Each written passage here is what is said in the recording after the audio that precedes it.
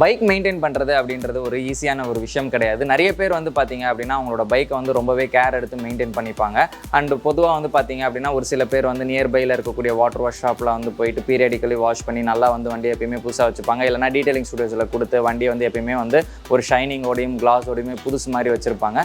And ஒரு சில பேர்லாம் வந்து பார்த்தீங்கன்னா டீடைலிங்க்லாம் வந்து செலவு பண்ண முடியாது, அந்த காசை வந்து நம்ம வந்து மிச்சப்படுத்தலாம் அப்படின்னு சொல்லிட்டு சில டிஐஒய் ப்ராடக்ட்ஸ்லாம் வாங்கி அதெல்லாம் யூஸ் பண்ணி பார்ப்பாங்க. இல்லைனா ஒரு சில ஆட்டோமொபைல் கடையில் வந்து பார்த்திங்கன்னா ஒரு ஓரத்தில் வந்து பார்த்திங்கன்னா சில பாலிஷர்ஸ்லாம் வச்சுருப்பாங்க.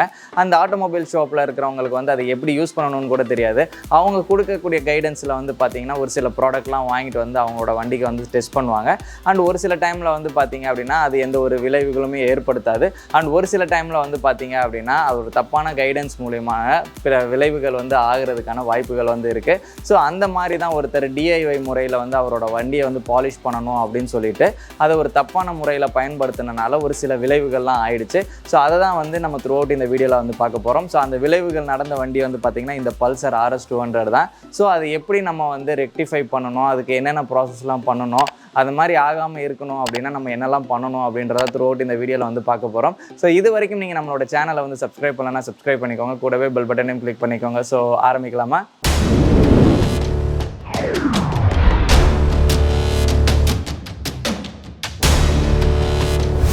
இந்த பல்சர் RS வந்து பார்த்திங்கன்னா நம்மகிட்ட ஃபஸ்ட்டு ஒரு பிபிஎஃப் என்கொயரிக்காக நம்மளோட ஷாப்புக்கு வந்திருந்தது. ஸோ அந்த வண்டியில் வந்து பார்த்திங்க அப்படின்னா பிபிஎஃப் பண்ணுறது கொஞ்சம் காம்ப்ளிகேஷன். பிகாஸ் இந்த வண்டியோட டேங்க் உங்களுக்கு பார்க்கும்போதே தெரியும். ஸோ இதில் வந்து மேடு பள்ளமாக வந்து இருக்கும். ஸோ ஒரு பம்பெல்லாம் வந்து இருக்கிறனால ஸோ இந்த இடத்துல நம்ம வந்து பிபிஎஃப் பண்ணோம்னா ஃப்யூச்சரில் வந்து ஏர் ஃபார்ம் ஆகி பபுள் வரதுக்கான வாய்ப்புகள் வந்து இருக்குது. ஸோ அதனால் வந்து பார்த்திங்க அப்படின்னா மல்டிபிள் பீசஸாக நிறையா வந்து பிட் பீசஸாக தான் ஒட்ட முடியும். ஏன்னா பிகாஸ் இந்த ஷேப் அப்படி இருக்குது அப்படின்னு வந்து சொல்லியிருந்தோம். அவர் வந்து எனக்கு வந்து ஒட்டி இருக்கிறதே தெரியாத மாதிரி ஒட்ட முடியுமா அப்படின்னு கேட்டாங்க.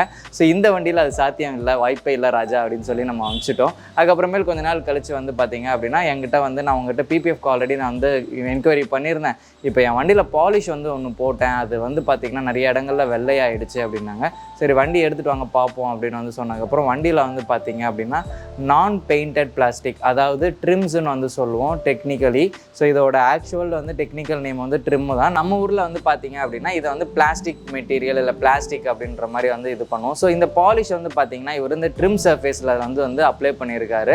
ஸோ அண்ட் இவர் போட்டது வந்து பார்த்திங்கன்னா மெயினாக வந்து ஒரு பாலிஷிங் மெட்டீரியல் கிடையாது. அது என்ன மெட்டீரியல்னு நான் வந்து சொல்கிறேன். ஸோ இது வந்து பார்த்திங்க அப்படின்னா எனக்கு வந்து தெரியாமல் நான் அதில் அப்ளை பண்ணிட்டேன், நான் நிறைய வாட்டி வாஷ் பண்ணுறேன், இதெல்லாம் போகவே மாட்டேங்குது, இதை எனக்கு எப்படியாச்சும் எடுத்து கொடுக்கணும் அப்படின்னு வந்து சொல்லியிருந்தேன். ஸோ நான் அப்போ வந்து இதை எடுக்கணுன்னா இது கொஞ்சம் டீடியஸான ப்ராசஸ். இதில் நிறைய வந்து டீட்டெயிலிங் கெமிக்கல்ஸ்லாம் யூஸ் பண்ணி இதை நிறைய நேரம் வந்து உட்காந்து எடுக்கணும். ஸோ சிம்பிளாக ஒரு வாட்டர் வாஷ் பண்ணி இதை எடுக்க முடியுமா அப்படின்னு வந்து கேட்டார்.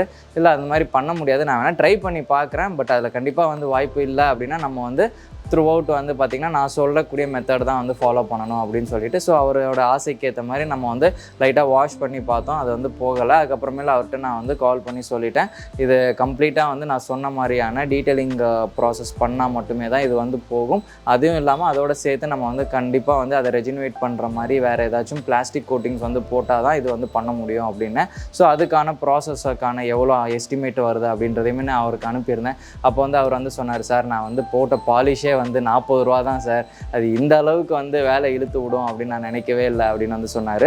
ஸோ அதோட தப்பு எதுவுமே கிடையாது. பிகாஸ் ஏன்னா நீங்கள் வாங்கக்கூடிய அந்த ஒரு டிஐஒய் ப்ராடக்டோட ஃபுல் நாலேஜ் இருந்துச்சு அப்படின்னா அது எங்கே அப்ளை பண்ணணும், அதை எப்படி அப்ளை பண்ணணும்னு தெரிஞ்சிருந்தால் நீங்கள் வந்து அந்த விஷயத்தை வந்து நீங்கள் பண்ணலாம். அதர்வைஸ் வந்து பார்த்தீங்க அப்படின்னா ஒரு ஷாப்பில் வந்து சொல்கிறாங்க அப்படின்றதுக்காக அதை வாங்கி அதை எப்படி யூஸ் பண்ணணும்னு தெரியாமல் இந்த மாதிரியான சர்ஃபேஸ்லலாம் அப்ளை பண்ணிங்கன்னா அது கண்டிப்பாக வந்து உங்களோட வண்டியில் ஏதாவது ஒரு பின்விளைவுகளை வந்து ஏற்படுத்தும். பிகாஸ் ஏன்னா இந்த ப்ராடக்ட் வந்து பார்த்திங்க அப்படின்னா இவர் யூஸ் பண்ணியிருக்கிறது பாலிஷஸோ இல்லை வேக்ஸோ எதுவுமே கிடையாது, காம்பவுண்ட் அப்படின்னு சொல்லுவோம். அதாவது ரப்பிங் காம்பவுண்டு, ரப்பிங் பாலிஷ்ன்னு வந்து நம்ம ஆட்டோமொபைல் கடைங்கள்லாம் வந்து விற்பாங்க. ஸோ இதை தான் வந்து அவர் வந்து வாங்கியிருக்காரு.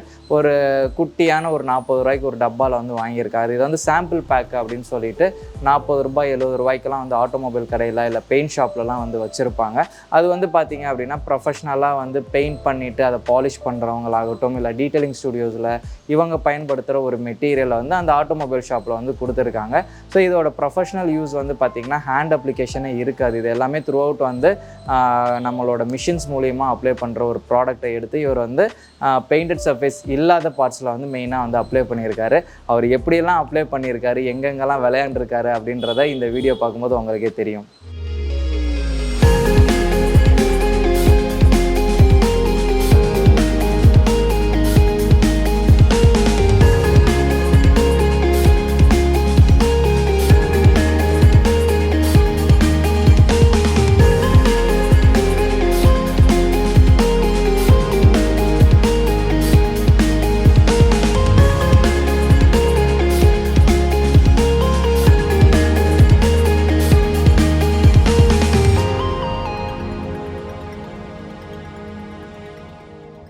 ஸோ பார்த்துருப்பீங்க, பிளாஸ்டிக் சர்ஃபேஸில் எல்லாத்துலேயுமே வந்து அவர் அந்த ரப்பிங் காம்பவுண்டை போட்டு அப்படியே நல்லா வந்து முலாம் பூசுகிற மாதிரி பூசியிருந்தார். அதுலேயும் குறிப்பாக அந்த ஃப்ரண்ட் மட்கார்ட்லாம் பார்த்தீங்க அப்படின்னா நல்லா வந்து மொழுகுன மாதிரி மொழுகி வச்சுருப்பார். ஸோ இது எல்லாமே வந்து பார்த்திங்கன்னா ப்ரொஃபஷ்னலாக வந்து இதான க்ளீனிங் மெட்டீரியல்ஸ் எல்லாம் போட்டு தான் க்ளீன் பண்ணணும். ஸோ இந்த பிளாஸ்டிக் மெட்டீரியல் பார்க்குறதுக்கு பிளெயினாக இருக்கிற மாதிரி தெரியும். பட் நீங்கள் நல்லா அதை உத்து பார்த்தீங்க அப்படின்னா இந்த பிளாஸ்டிக் மெட்டீரியல், அதாவது இந்த ட்ரிம் சர்ஃபேஸில் வந்து பார்த்திங்கன்னா மைன்யூட்டாக வந்து குட்டி குட்டியான பள்ளங்கள் வந்து இருக்கும். ஸோ இந்த கெமிக்கல் வந்து பார்த்திங்க அப்படின்னா உள்ளுக்குள்ளே ஃபுல்லாக போய் படிஞ்சனால தான் அந்த ஒயிட் கலர் மார்க் வந்து போகாமலே ஆயிடுச்சு.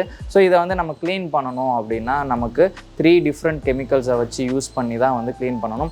அதுவுமே வந்து பார்த்திங்க அப்படின்னா இது ஒரு வாட்டி க்ளீன் பண்ணி வாஷ் பண்ணால் போகிறது கிடையாது.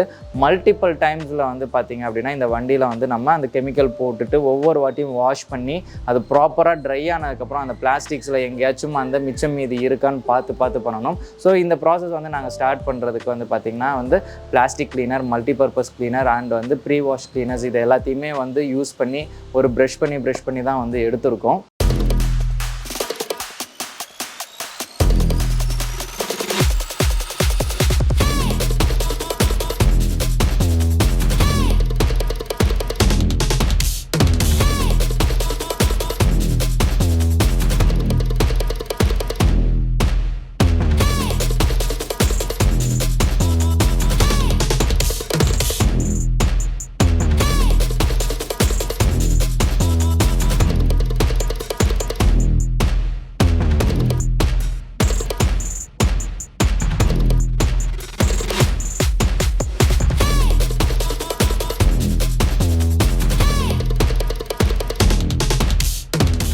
ஸோ இந்த வண்டிக்கு வந்து பார்த்திங்க அப்படின்னா இந்த க்ளீனர்ஸ்லாம் யூஸ் பண்ணி கிட்டத்தட்ட வந்து பார்த்திங்கன்னா நாங்கள் ஒரு ஹாஃப் டே வந்து ஸ்பெண்ட் பண்ணியிருக்கோம். இதில் வந்து பார்த்திங்கன்னா ஒரு 3-4 வாட்டி வாட்டர் வாஷ் பண்ணி அதை ட்ரை ஆக்கி மறுபடியும் அந்த கம்ப்ளீட்டாக வந்து அந்த காம்பவுண்டோட ரெசிடியூஸை வந்து நம்ம எடுத்தாச்சு.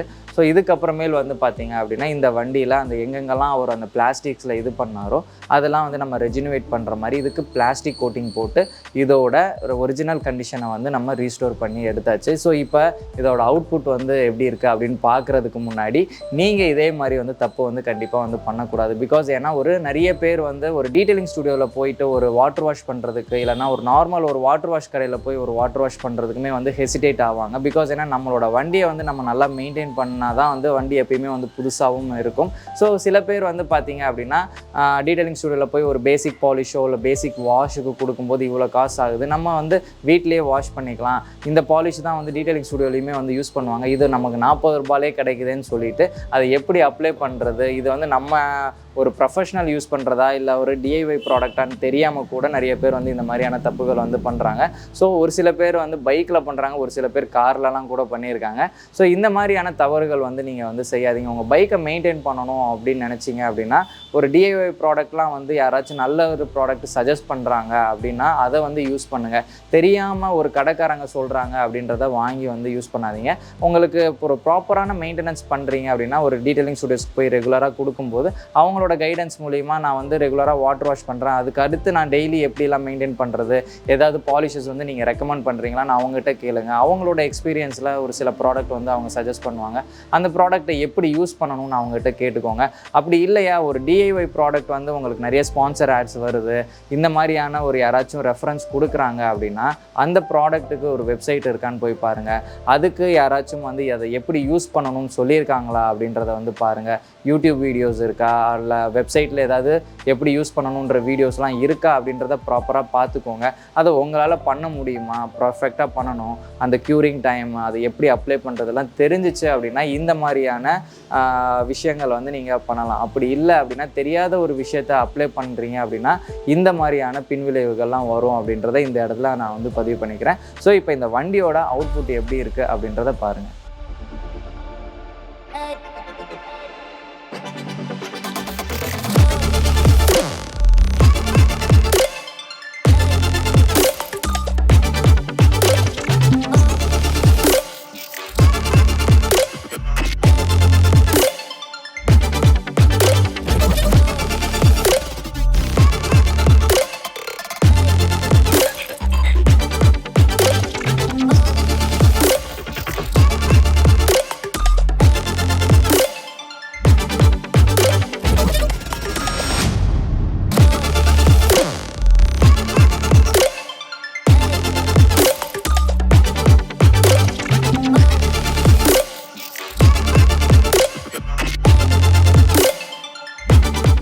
ஸோ இந்த வண்டியோட அவுட்புட் வந்து பார்த்துருப்பீங்க. ஸோ பிஃபோரில் எப்படி இருந்துச்சு, ஆஃப்டர் வந்து நம்ம எந்த அளவுக்கு கஷ்டப்பட்டு அந்த அவர் பண்ணின தப்புகளெல்லாம் வந்து சரி பண்ணி அதை மறுபடியும் அவருக்கு ரீகண்டிஷன் பண்ணி கொடுத்துருக்கோம் அப்படின்ட்டு.